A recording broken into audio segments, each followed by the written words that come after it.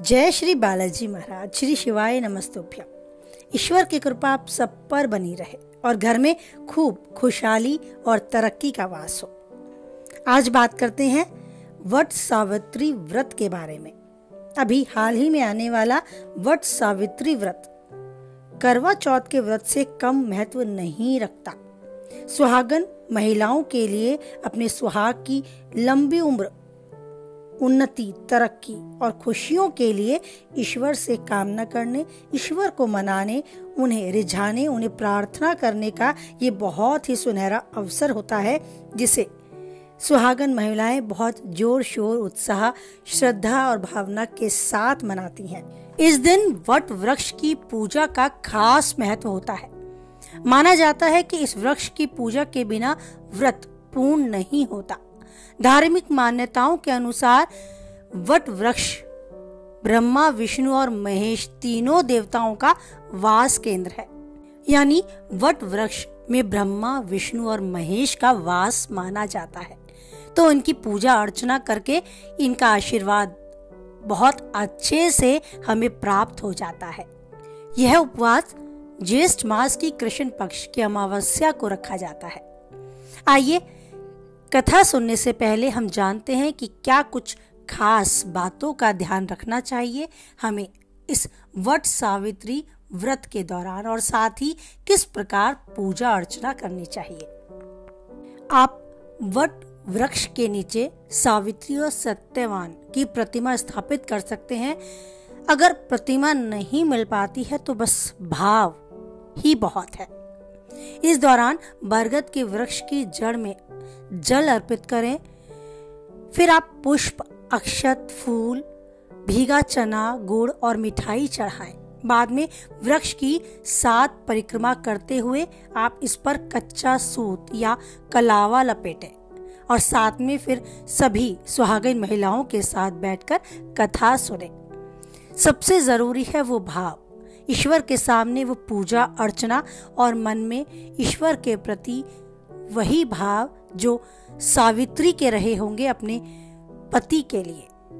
बस वही भाव चाहिए कि किसी भी हाल में बस मुझे मेरे पति के साथ जीवन जीना है, उनकी लंबी उम्र की कामना करनी है और उस ईश्वर को मनाना है जो मुझे मेरे पति के साथ इसको जीवन को जीने के लिए यथासंभव प्रयास मेरे सफल कर पाए। जिस भी हाल में मैं जीऊं, मुझे उनका साथ मिलता रहे, उन्हें खुशी दे, उन्हें उन्नति दे, सुख सुविधाएं दे और हम दोनों को बस एक दूसरे का साथ दे। इसी कामना, इसी अर्चना, इसी पूजा के साथ कथा आरंभ करें। भद्र देश के एक राजा थे जिनका नाम था अश्वपति। उनके कोई संतान न थी। उन्होंने संतान की प्राप्ति के लिए मंत्रोच्चारण के साथ प्रतिदिन 1,00,000 आहुतियां दी। 18 वर्षों तक यह क्रम जारी रखा। इसके बाद सावित्री देवी ने प्रकट होकर वर दिया कि राजन, तुम्हें एक तेजस्वी कन्या पैदा होगी। सावित्री देवी की कृपा से जन्म लेने के कारण कन्या का नाम सावित्री रखा गया।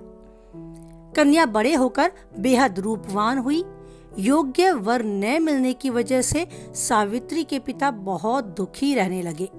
उन्होंने कन्या को स्वयं अपने लिए वर तलाशने को कह दिया। सावित्री तपोवन में भटकने लगी। वहां साल देश के राजा धूम्रसेन रहते थे, क्योंकि उनका राज्य किसी ने छीन लिया था। उनके पुत्र सत्यवान को देखकर सावित्री ने पति के रूप में उनका वरण किया। ऋषिराज नारद को जब यह बात पता चली तो वह राजा अश्वपति के पास पहुंचे और कहा कि हे राजन, यह क्या कर रहे हैं आप? सत्यवान गुणवान है, धर्मात्मा है, बलवान भी है, पर उसकी आयु बहुत कम है। वह अल्पायु है। 1 वर्ष के बाद ही उसकी मृत्यु हो जाएगी। ऋषिराज नारद की ये बात सुनकर राजा अश्वपति घोर चिंता में डूब गए। सावित्री ने उनसे कारण पूछा तो राजा ने कहा, पुत्री, तुमने जिस राजकुमार को अपने वर के रूप में चुना है वह अल्पायु है। तुम्हें किसी और को अपना जीवन साथी बनाना चाहिए। इस पर सावित्री ने कहा, पिताजी, आर्य कन्या अपने पति का एक बार ही वरण करती है, राजा एक बार ही आज्ञा देता है और पंडित एक बार ही प्रतिज्ञा करते हैं और कन्यादान भी एक बार ही किया जाता है। सावित्री हट करने लगी और बोली, मैं सत्यवान से ही विवाह करूंगी। राजा अशुपति ने सावित्री का विवाह सत्यवान से कर दिया।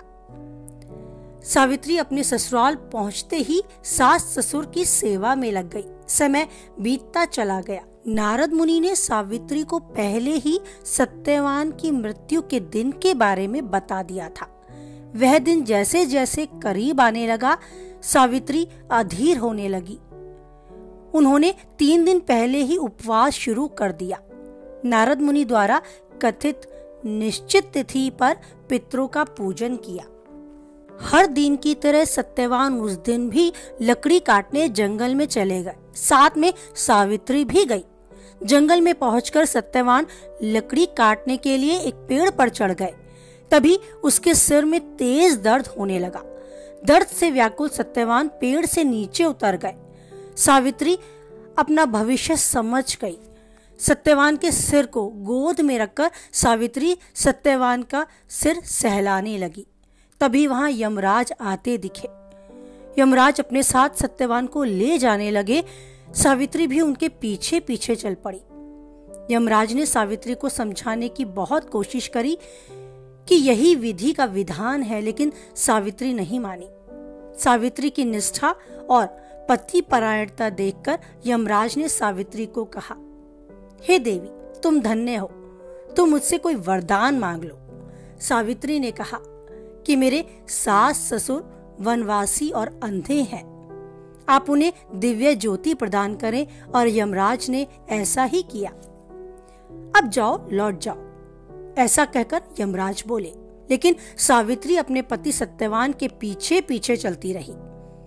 यमराज ने कहा, देवी तुम वापस जाओ। सावित्री ने कहा, भगवान, मुझे अपने पतिदेव के पीछे पीछे चलने में कोई परेशानी नहीं है। पति के पीछे चलना ही मेरा कर्तव्य है। यह सुनकर उन्होंने फिर से बोला, एक वर और मांग लो। सावित्री बोली, हमारे ससुर का राज्य छिन गया है, आप उसे पुनः वापस दिला दें। यमराज ने सावित्री को वरदान भी दे दिया और कहा कि अब तुम लौट जाओ। लेकिन सावित्री फिर भी पीछे पीछे चलती रही। यमराज ने सावित्री को तीसरा और आखिरी वरदान मांगने को कहा। इस पर सावित्री ने 100 संतान और सौभाग्य का वरदान मांग डाला। यमराज ने तुरंत तथास्तु भी कह दिया। यमराज के ऐसा कहते ही यमराज को खुद एहसास हुआ कि सावित्री ने तो मुझे ठग ही लिया है, ये मैंने उसे क्या दे दिया। सावित्री ने यमराज से कहा, प्रभु, मैं एक पतिव्रता पत्नी हूँ और आपने मुझे पुत्रवती होने का आशीर्वाद दे दिया। बस ये सुनते ही यमराज को सत्यवान के प्राण छोड़ने ही पड़े। यमराज अंतर्ध्यान हो गए और सावित्री उसी वट वृक्ष के पास आ गई जहां उसके पति का मृत शरीर पड़ा था। सत्यवान जीवंत हो गए और दोनों खुशी खुशी अपने राज्य की ओर चल पड़े। दोनों जब घर पहुंचे तो देखा कि माता पिता को दिव्य ज्योति प्राप्त हो गई है और इस प्रकार सावित्री और सत्यवान चिरकाल तक राज्य सुख भोगते रहे।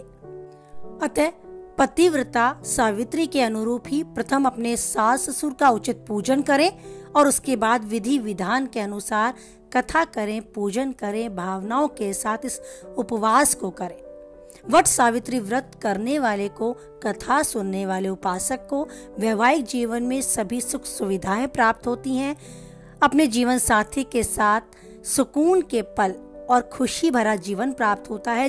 साथ ही जीवन साथी की आयु और उन्नति, तरक्की भी दिनों दिन बढ़ती नजर आती है।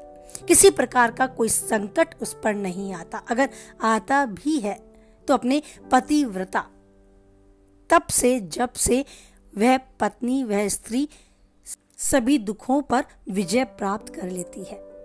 जीवन में खुशहाली, तरक्की और बरकत का वास कराती है।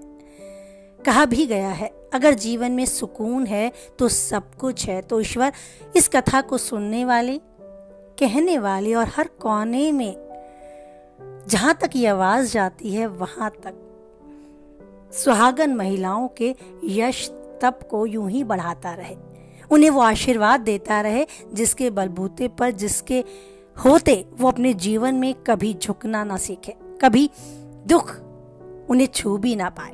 बस इसी कामना के साथ वाणी को विराम देते हैं। आप जीवन में हमेशा स्वस्थ रहें, खुश रहें, मस्त रहें, जो चाहते हैं वो पाएं और जीवन में खुशी भरे संसार में यूं ही पहचान बनाकर जीवन से जाएं। इसी के साथ फिर मिलते हैं। कुछ हद तक आप वीडियो से सहमत रहती हैं तो प्लीज़ लाइक करें, किसी के काम की बातें हैं तो उस महिला तक ज़रूर शेयर करें, और पहली बार चैनल पे बनी रहना चाहती हैं तो चैनल को सब्सक्राइब करें, साथ ही नोटिफिकेशन बेल को भी ऑन करें जिससे आने वाली वीडियो की सूचना आप तक पहुंच जाए।